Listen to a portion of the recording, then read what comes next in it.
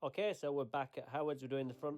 Due to someone's inability to drive a motorised vehicle, I'm late, so I'm having to do this on time lapse for you super quick. So what we're doing is first, we've got the Allet Sterling out set at 10mm, and we are giving this lawn a really good scalp. We're just going to cut it the one way because we are short on time and we need to get a lot of things done in a short amount of time.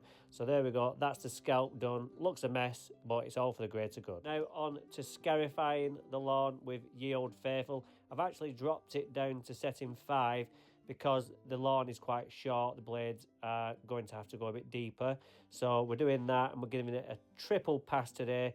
We're going up and down and then diagonal 45 degrees one way, and then we're going 45 degrees the other way. And as you can see, not a lot of thatches coming up, but what we're doing is we're creating lots of grooves. Look at those, lovely. Seed's going to fall in there nice, because what we're doing today is we're not going to go on this now with a machine. We're just going to blow it off, and then those grooves stay intact for our seed to fall into nice. Looks an absolute mess, but that's what we're after. And then what we're going to do is cover this over with the field compost number 4. It's going to look an absolute treat in a few weeks. So a bit of a dieback under the tree, but that's just because the winter we've had all the water dripping off it.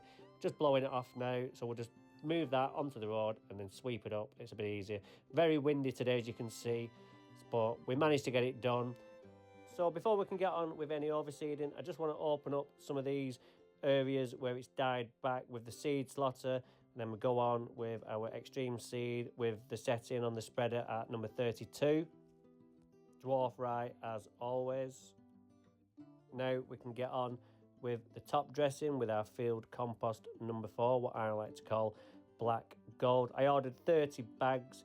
I used 15 in the back, so I've got 15 left for the front, and I just hope I had enough. And as it turned out, I just had 1 bag left over, which is great. So now we're going on with the wetting agent. Again, it's a little bit windy, but nothing we can do. We have to get it done before we then finish off with a good watering. With this weather that we've got, this seed is going to pop right up in probably about a week.